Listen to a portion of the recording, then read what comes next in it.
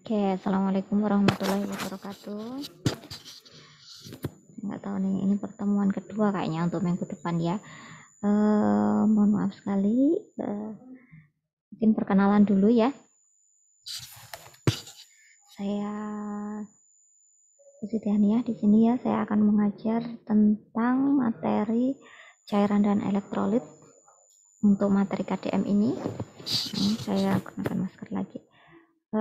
Untuk materi tentang cairan dan elektrolit ini, saya akan merekam untuk keempat kelas ya di materi KDM kita pada hari ini. Insya Allah ke depan kita akan ketemu di 6 kali teori dan 6 kali praktek ya, praktikum. Nanti semoga bisa lebih mengenal lagi di praktikum secara offline ya.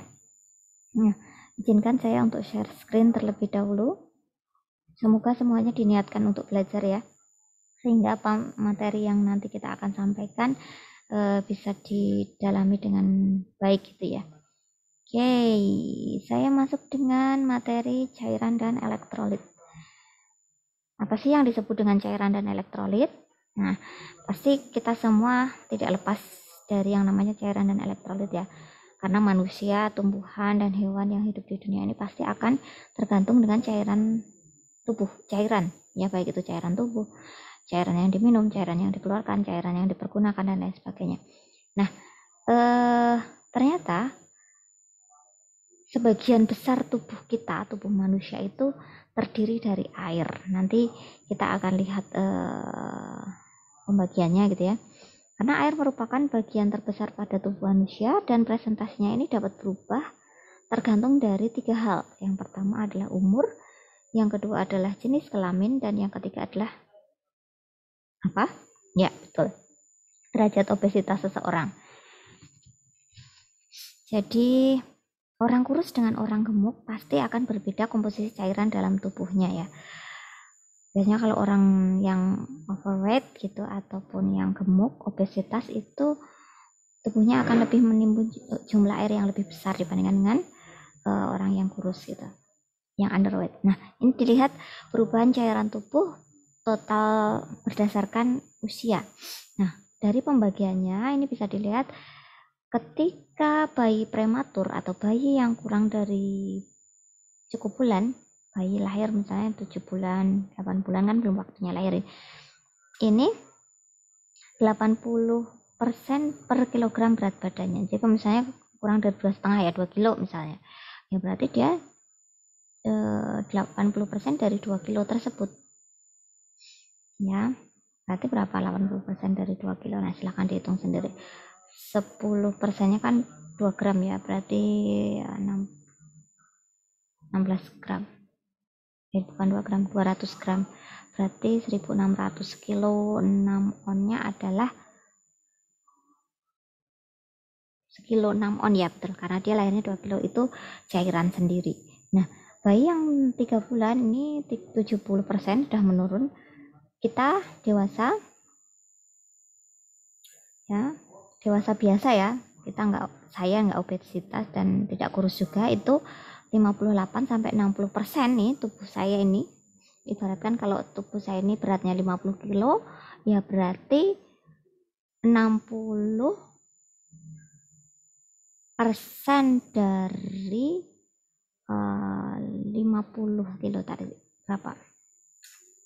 Kalau 10%-nya adalah 5 kilo, berarti 5 kali 30 kilogram berat badan saya ini adalah cairan. Nah, gitu. Kebayang ya, kita kemana-mana membawa cairan gitu. Makanya jangan sombong.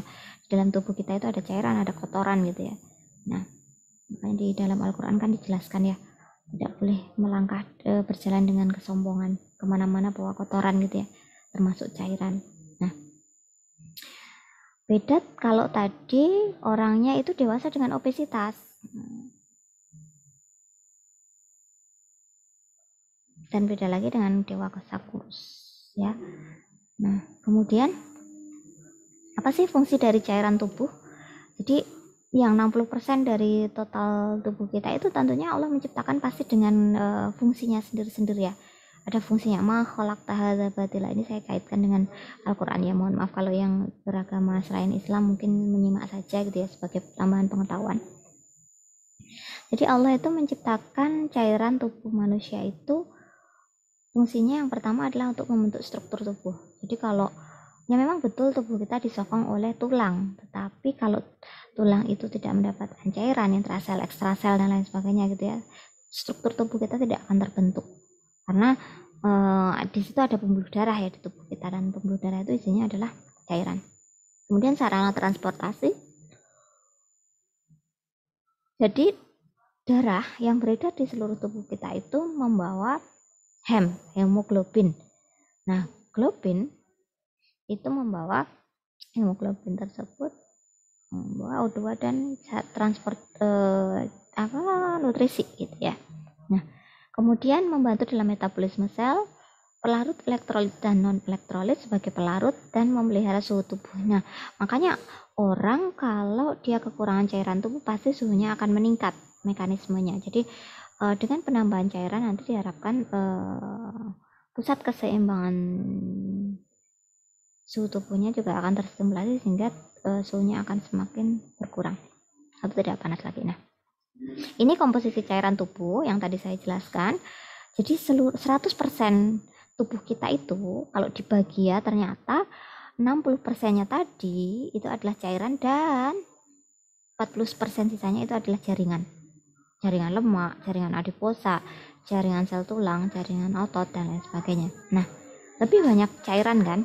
Nah, dari 60% keseluruhan tubuh kita itu terdiri dari intraseluler dan ekstraseluler. Intraseluler itu menempati 40% sendiri, sedangkan sisanya itu 20% lainnya dari 60% tadi ya, itu adalah ekstraseluler. Nanti kita bahas apa itu intraseluler. Intraseluler itu adalah cairan yang ada dalam sel. Kalau ekstraseluler itu cairan yang beredar di antara ruang sel. Paham ya? Jadi nanti ada gambarnya ya. Tubuh kita itu terdiri dari sel tubuh ya. Nah, di dalam sel tersebut itu ada cairan juga, ada ada cairan mitokondria dan lain sebagainya gitu ya. Nah, 20% dari cairan ekstraseluler itu terdiri dari interstitial space dan intravascular space yang terdiri di ruang intravaskuler di dalam pembuluh darah dan di dalam ruang antar sel tadi. Nah, ini gambarnya, mungkin masih bingung ya. Tadi kan ada intrasel, ada ekstrasel, ada interstisial dan lain sebagainya. Ini ibaratnya ini adalah sel tubuh kita, atau kita sebut intracellular fluid yang 40% tadi. Jadi sel-sel kita itu, ini sel ya, ini terdiri isinya salah satunya adalah cairan yang lebih besar. Kemudian yang ekstraseluler itu di luar rongga ini. Nah, ekstraseluler itu kan dibagi dalam interstisial dan intravaskuler. Nah, ini yang di dalam intravaskuler, di dalam pembuluh darah, itu kan ada plasma, ya. Kemudian ini membran kapilernya, kapiler endoteliumnya, dan ini cairan-cairan interstisial di antara ruang sel-sel. Ya, jadi kan intrasel, ekstrasel itu ada interstisial, ada intravaskuler. Nah, ini gambarannya yang di dalam vaskuler. Vaskuler itu artinya pembuluh darah. Stisial, fluid, interstisial berarti di antara rongga sel. Paham ya? Udah mulai paham ya dari situ ya. Ini gambarnya silahkan dipahami. Kemudian bagaimana sih kita bisa menciptakan keseimbangan cairan dalam tubuh kita? Jadi komposisi 60% dalam tubuh itu akan tercapai dengan sebuah keseimbangan dari yang kita intake dan yang kita keluarkan. Sering dong, kita setiap hari itu kan minum, makan, kemudian cairan yang diperoleh melalui metabolisme oksidatif. Nah, ini adalah intake cairan yang kita minum, yang kita masukkan ke dalam tubuh. Minum misalnya 1100 sampai 1400 ml ya, walaupun harusnya kan 3 liter ya. Kemudian makan misalnya dari buah, sayuran, dari buah dan lain sebagainya. Ini harus mencapai 2200 sampai 2700 ml. Nah, dari yang kita masukkan tadi ini ternyata kita keluarkan juga. Jadi output dari tubuh kita itu mengeluarkan urin dari ginjal sebanyak 1200 sampai 1500 ml. Kemudian keringat dari kulit 500 sampai 600 ml. Kemudian dari pernafasan ya, paru-paru, interstitial water, irreversible water loss. Itu kan dari kita bernafas ya. Kita kan nggak kerasa ya, bernafas itu mengeluarkan H2O dan CO2 ya. Jadi mengeluarkan air yang dikeluarkan lewat ekspirasi gitu ya. Itu sebanyak 400 ml yang dikeluarkan lewat paru-paru. Ya hidung tentunya sebenarnya. Dan dari feses. Jadi feses yang kita keluarkan itu pun ternyata mengandung cairan. Kalau keras tanpa cairan ya nanti sembelit atau namanya constipation ya. Nah, kadang kan konsistensi dari feses itu ada yang lunak, ada yang cair gitu ya, ada yang padat. Nah, itu dalam feses yang normal itu pun mengandung 100 sampai 200 ml cairan. Nah, ini kalau untuk mencapai equilibrium atau keseimbangan cairan itu harus antara intake dan output ini harus sama. Bagaimana Bu jika intake-nya lebih besar dari output ya? Nanti resikonya akan mengalami yang namanya edem atau pembengkakan ya, atau overhidrasi. Cairan di dalam tubuh kita itu berlebihan karena bisa jadi outputnya kurang atau intake-nya berlebih. Nah, nanti kita bahas itu. Nah, untuk menghitung keseimbangan cairan kita perlu menghitung kalau pasien biasa, kita tanpa cairan infus ya, orang biasa dari makan minum tadi ya, air metabolik. Tapi kalau pada pasien itu harus ditambahkan yang namanya dari cairan infus. Dia dapat nggak cairan infus? Kemudian keluarnya ya urin, IWL tadi, reversible water loss, dan feses. Tambah lagi keluhannya apa? Jika terjadi muntah misalnya, muntahnya gimana cara ngitung muntah? Nah, nanti ada estimasinya ya. Perdarahan, cairan drain, dan cairan NGT ini termasuk dalam output yang bisa dihitung sebenarnya walaupun dengan estimasi. Nah, bagaimana menghitung urin yang keluar gitu ya? Kalau bisa ya ditampung memang dalam gelas ukur, berarti dia harus dihitung dengan menggunakan urin bag, ditampung kemudian pakai gelas ukur gitu ya. Nah, itu gampang, tapi kalau tidak ya dihitung. Nilai normalnya adalah lebih dari 0,5 dalam 100 cc feses per hari. Ya.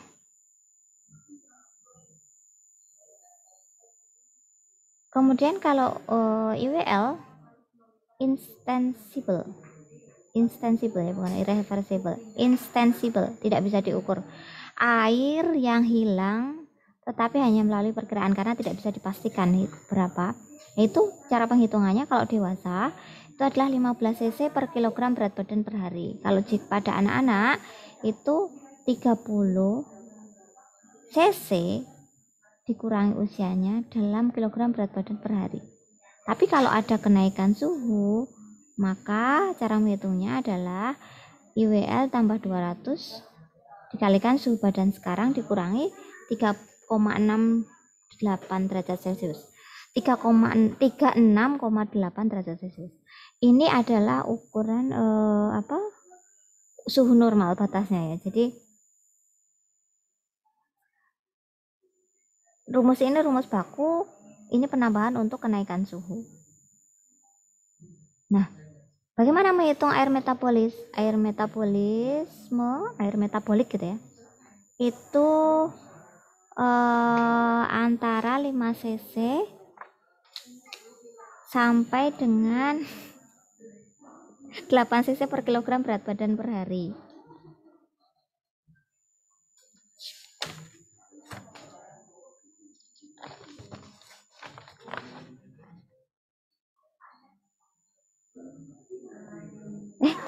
Salah. Ini orang ya? Oh. Oh iya. Maaf. Yeah. Jadi saya lanjutkan ya. eh Air metabolisme itu dewasa dan anak-anak berbeda. Kalau dewasa itu 5 cc per kilogram berat badan per hari. Kalau pada anak-anak 12 sampai 14 tahun itu antara 5 sampai 6 cc per kilogram berat badan per hari.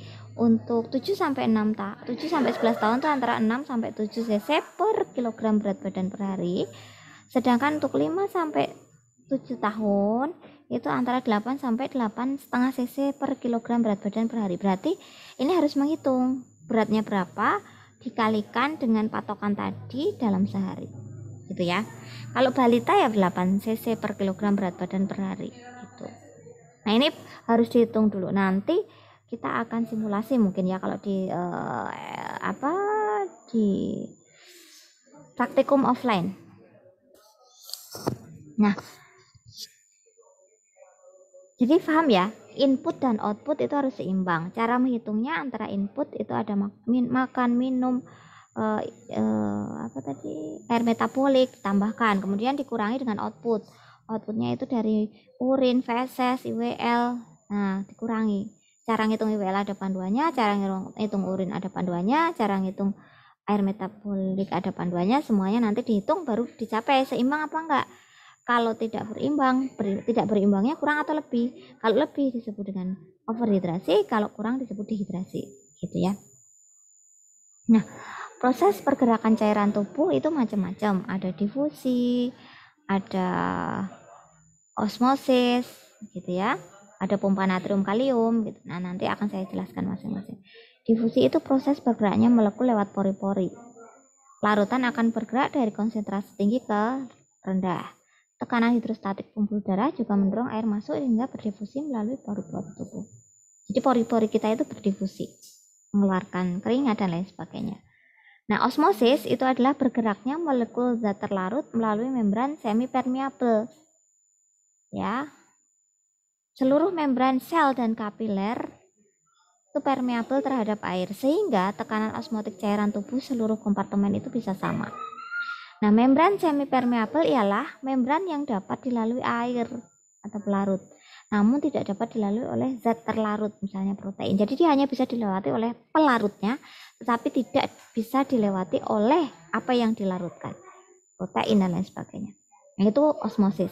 Yang ketiga adalah pompa natrium dan kalium.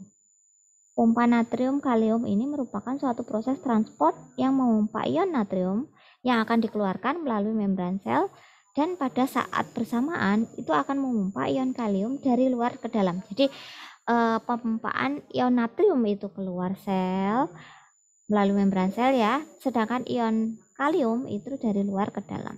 Nah, saling bertukeran gitu ya. Nah, tujuannya apa? Tujuan dari pompa natrium dan kalium ini adalah untuk mencegah keadaan hiperosmolar. Nanti ya. Ini belajar tentang osmolaritas ya. Nah, ini contohnya pompa natrium dan kalium. Natrium itu kan dari sel keluar, ya. Kalium itu dari luar ke dalam. Nah, semuanya masuk ke dalam tubuh, ya. Ini cairannya. Nah, pengaturan keseimbangan cairan itu bisa kita ketahui atau deteksi itu berdasarkan beberapa tanda. Apakah kita kehausan, apakah kita kelebihan, apakah kita dehidrasi atau overhidrasi. Misalnya ada muncul yang namanya mekanisme rasa dahaga atau haus. Orang kalau kekurangan cairan itu pasti responnya adalah ngorong, ngelak, haus gitu ya. Ada yang namanya antidiuretik hormon, menahan cairan dalam tubuh itu tidak keluar semuanya sehingga tidak dehidrasi.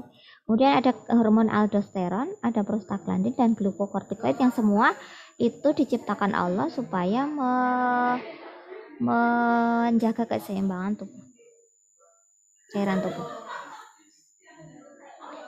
Nah, elektrolit ini merupakan zat dalam cairan dan mengantarkan arus listrik. Elektrolit dibedakan menjadi ion positif dan ion negatif, kation dan anion. Jumlah kation dan anion dalam larutan adalah selalu sama. Nah, diukur dalam mikroekuivalen. Nah, ini natrium mikronutriennya ya. Natrium, kalium, kalsium, magnesium, dan lain sebagainya. Ini yang diberi tanda ini adalah yang banyak di dalam tubuh. Natrium itu banyak di plasma. Ayo ingat, plasma tadi di mana? Di dalam intravaskuler 142. Natrium itu juga banyak di interstisial, di ruang-ruang antar sel. Sedangkan kalium itu banyak di ICF, intraseluler, dalam sel. Tadi kan makanya dia menarik dari luar ke dalam. Gitu ya.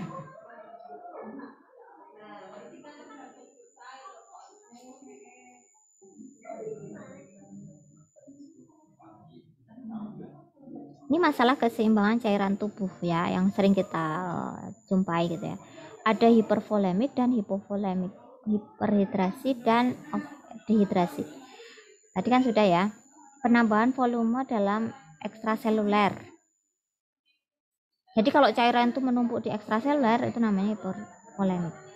Tapi kalau hipovolemik itu suatu kondisi cairan akibat kekurangan volume ekstraseluler.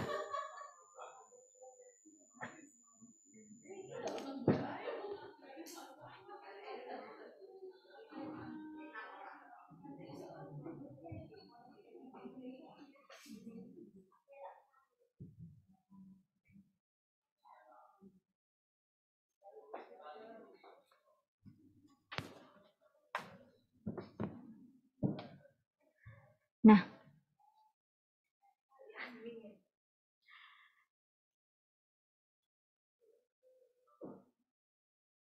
ini adalah gambar mengenai apa ya, keseimbangan cairan dalam sel tadi. Jadi efek dari tubuh jika kekurangan dan kelebihan cairan. Nanti silakan dilihat di gambarnya ini. Kalau sel itu mengalami dehidrasi, maka sel ini akan menarik cairan dari luar ke dalam ya, mekanismenya. Membutuhkan cairan, makanya mekanisme dahaga tadi muncul kan, aldosteron meningkat dan lain sebagainya. Nih kalau air berkurang, maka natrium dan kaliumnya, NaCl natrium kaliumnya akan menurun sehingga cairan di dalam ekstraselulernya menurun. Ini central venous pressure, tekanan vena sentral ini akan menyebabkan takikardi atau tekanan yang berlebih di dalam pembuluh darah gitu ya. Kemudian terjadi kolap gitu ya, tekanan darah menjadi menurun, terjadi hipovolemia dan urin yang dikeluarkan oleh tubuh menjadi berkurang. Nah, dehidrasi ini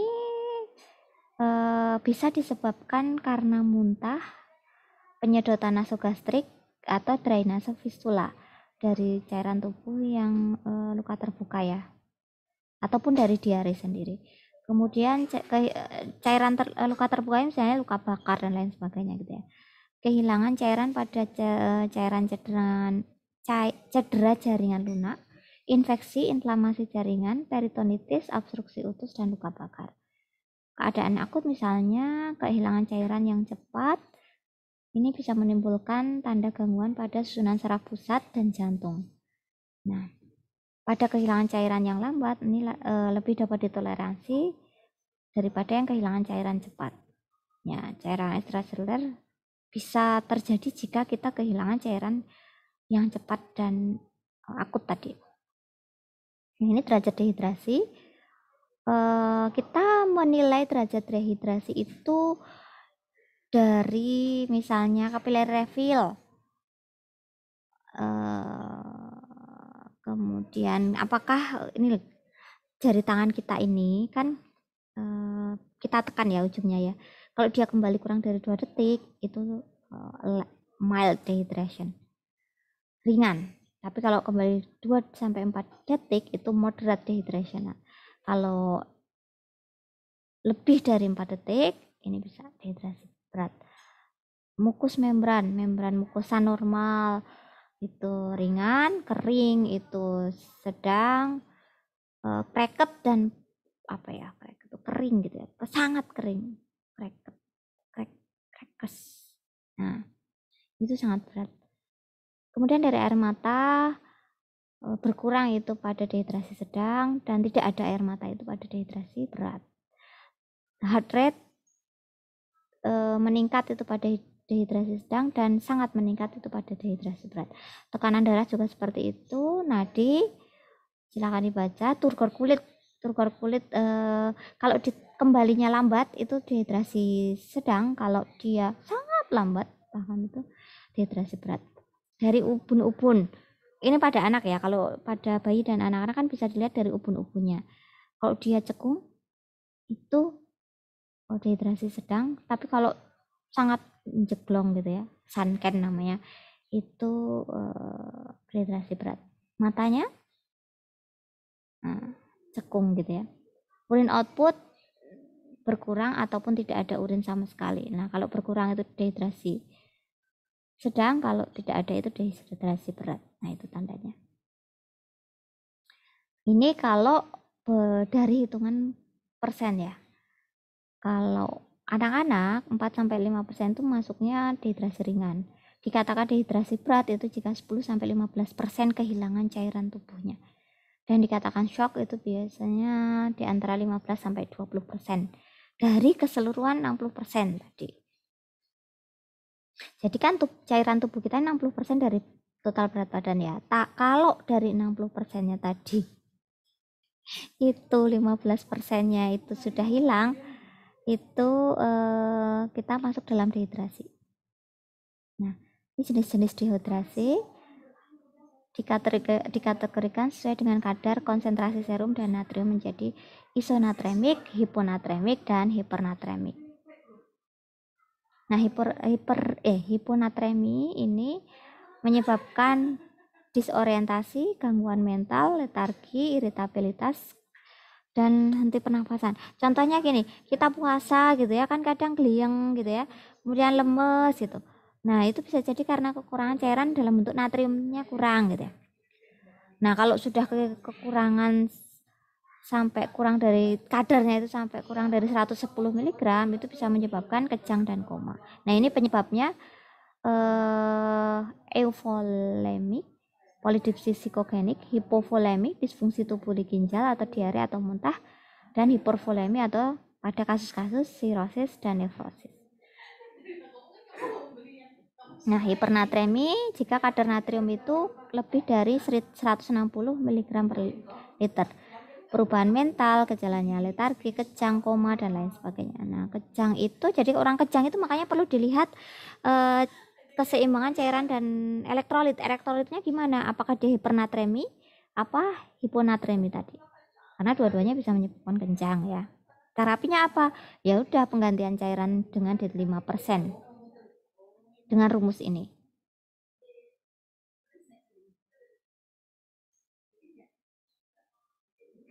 Nah, penyebab hipernatremi, kehilangan cairan, diare muntah, asupan air kurang, asupan natrium berlebih.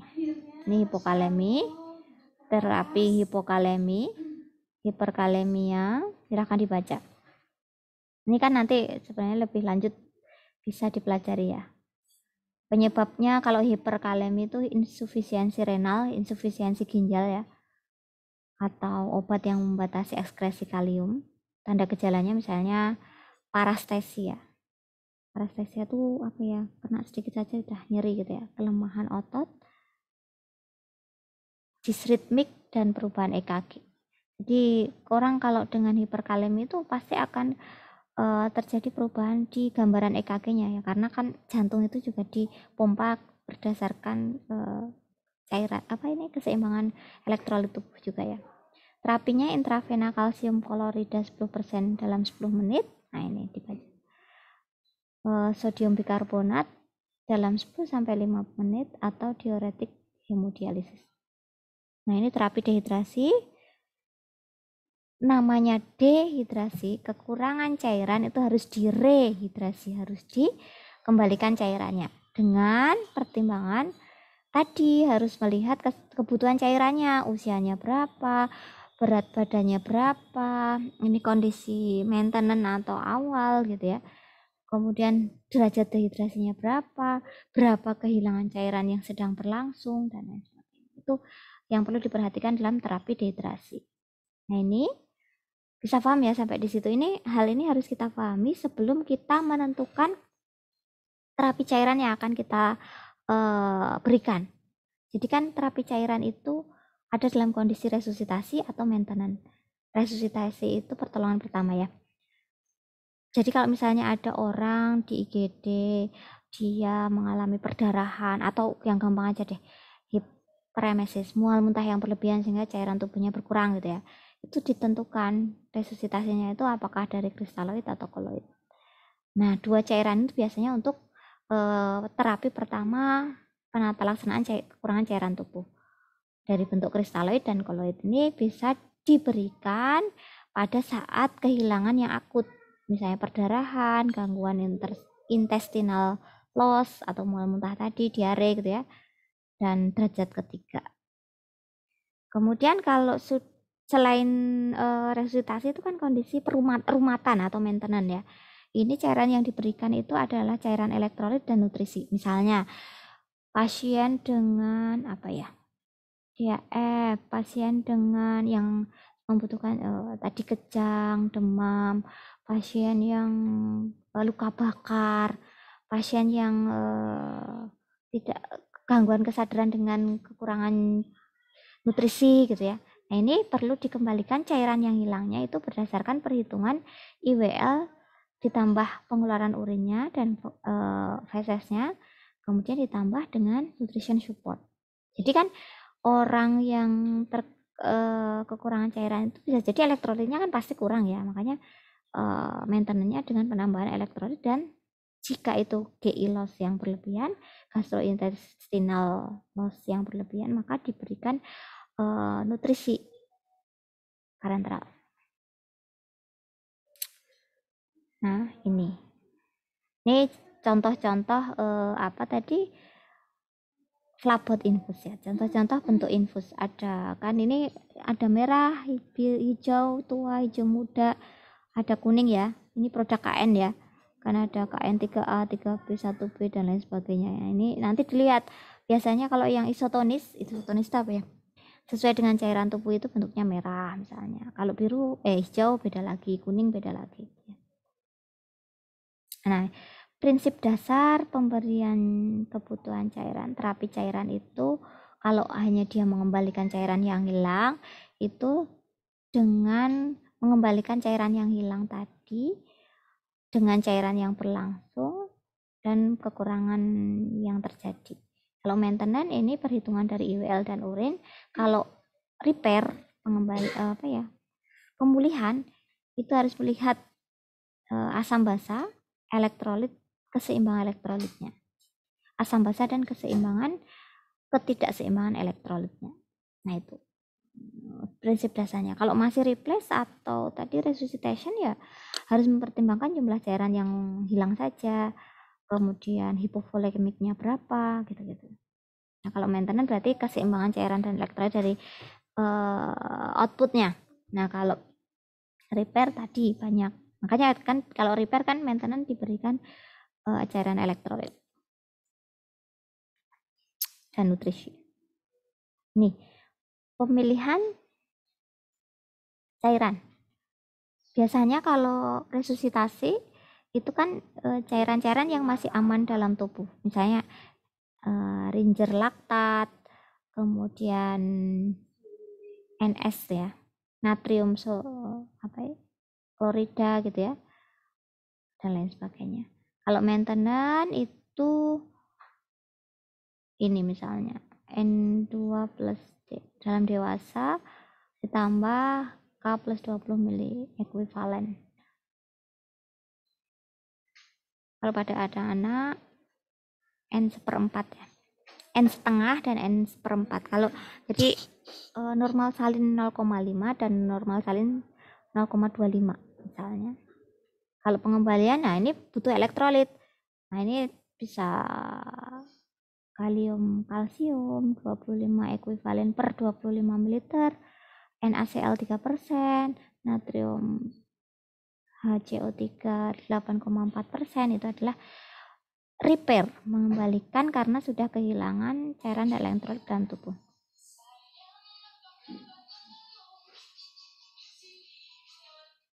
Nah, cairan elektrolit yang isotonik ini ada ringer asetat, ORA tadi memang ringer asetat ya, ringer laktat dan normal salin.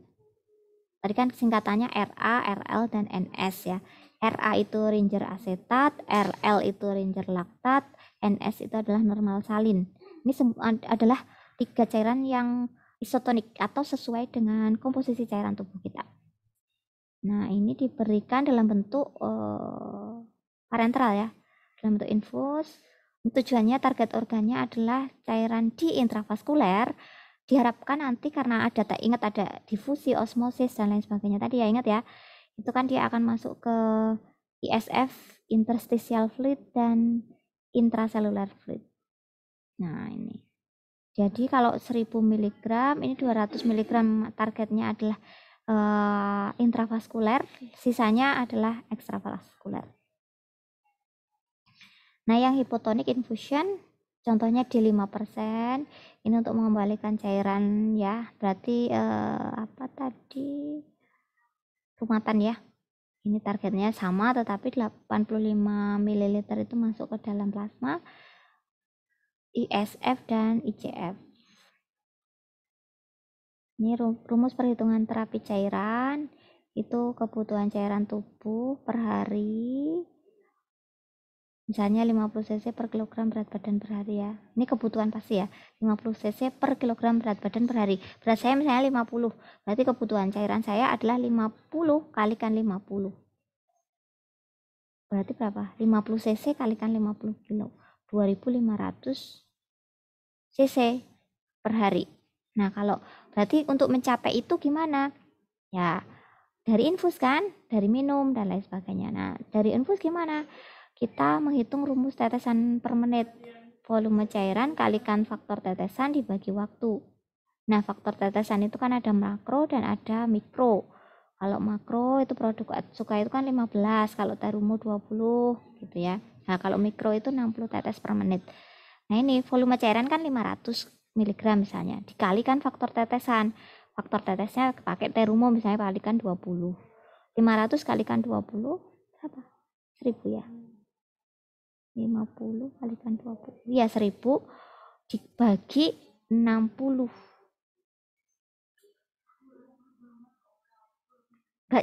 Mau dihabiskan dalam berapa jam misalnya?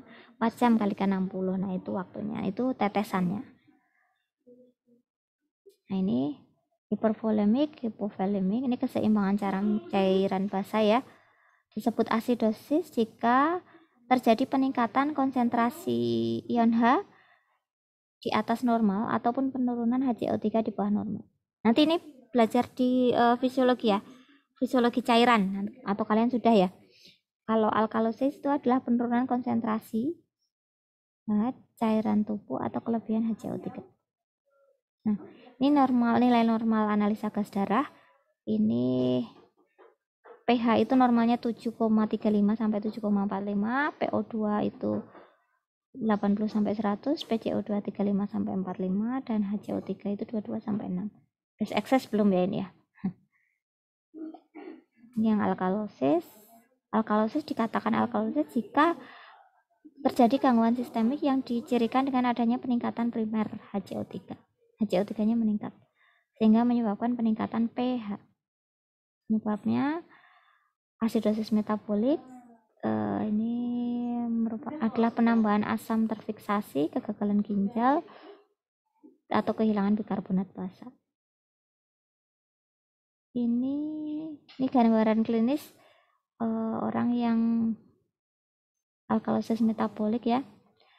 Penurunan kadar HCO3, terjadi kompensasi berupa pengeluaran CO2 yang berlebih melalui pernapasan sehingga pernapasannya itu meningkat, hiperventilasi. Kasus-kasusnya misalnya pada keracunan garam, keracunan zat asam ya, diare dan DM. Gambarannya pernafasan cepat dan dangkal atau kusmaul, pH kurang dari 71, maka terjadi penurunan kontraktilitas jantung. Nah, ini lebih jauh nanti. Ini alkalosis metabolik. Silahkan dibaca sendiri. Ini metabolis. Ini asidosis respiratorik. Mungkin nanti akan dipelajari di keseimbangan asam basa ya. Ini cukup menjadi gambaran saja. Ini askepnya, asuhan keperawatan pada pasien dengan cairan elektrolit. Nah, ini hal yang perlu dikaji. Misalnya inputnya berapa, outputnya berapa, dia status kekurangan atau kelebihan cairan, proses penyakitnya ini menyebabkan apa, dan lain sebagainya. Ini pengukuran kliniknya, dikaji berat badannya, kondisi umumnya lemah atau kondisi kesadarannya apa, kompos mentis ataukah dia gangguan kesadaran ya. Kemudian gangguan kesadaran sudah belajar ya, ada kosma, ada ada koma, semi koma, ada kompos mentis, ada delirium gitu-gitu ya. Nah ini orang kalau kehilangan cairan, apalagi elektrolit dan lain sebagainya, pasti gangguan kesadaran jika berat. Kemudian diukur masukan cairan, keluaran cairan, dan keseimbangan cairan. Kalau pengkajian fisiknya, cek kulit, adakah edem ataupun penurunan sensasi rasa gitu ya. Di jantungnya ini distensi vena jugularis, dilihat vena jugularisnya. Kemudian tekanan darah, HB, hemoglobin ya, dan bunyi jantungnya. Kalau yang kelihatan sih dari mata.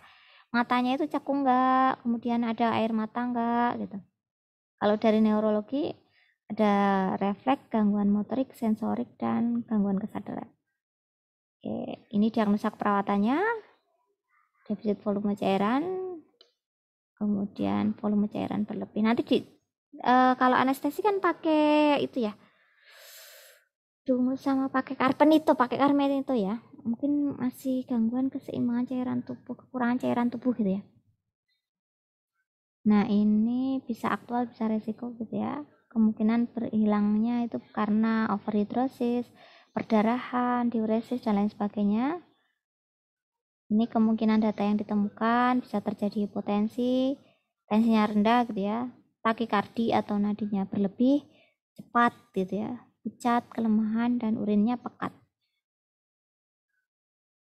Ini kalau volume cairan berlebih, bisa karena etiologinya retensi garam dan air, efek dari pengobatan, dan malnutrisi. Jadi orang malnutrisi itu bisa, kalau Anda lihat contohnya kwashiorkor marasmus gitu, itu malah terjadi asites, malah terjadi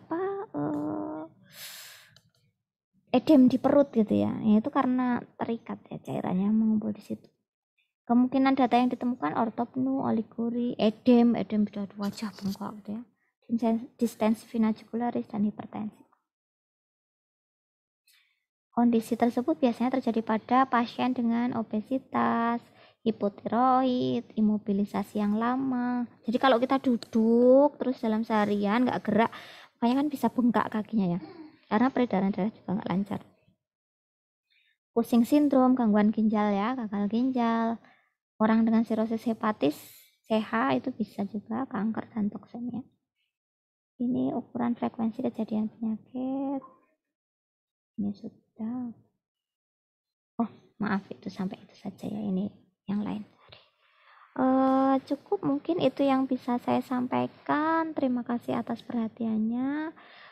Saya yakin masih belum paham ya dengan apa yang saya sampaikan. Jika Anda memang belum paham, karena kan ini materinya banyak, cara menyampaikannya cepat, Anda bisa mengulang-ulang video saya atau mencari referensi yang lain. Jadi kan banyak tuh di anatomi, di fisiologi cairan ada, di biokimia ada, keseimbangan cairan dan elektrolitnya terutama. Yang asidosis metabolik, respiratorik, dan lain sebagainya tadi Anda bisa ambil dari sana. Jadi tidak berhenti sampai di sini, silahkan belajar lagi. Ini akan menjadi dasar Anda sampai nanti praktek nanti ya. Anda menghitung cairan infus, menentukan cairan yang akan diberikan pada pasien Anda itu berdasarkan ini, terapi cairan. Cairannya apa, resusitasi atau maintenance, berapa jumlah cairan yang akan diberikan, berapa tetesan infusnya, berapa kebutuhan cairan, berapa cairan yang hilang, itu dasarnya dari sini. Jadi tolong ini akan dipakai terus sampai Anda praktek nanti. Praktek PKK, praktek sampai Anda bekerja. Jadi dasarnya ini harus paham dulu. Gitu ya. Itu mungkin yang bisa saya sampaikan hari ini. Nanti kita akan bahas lagi itu, terutama yang penghitungan cairan dan elektrolit ya.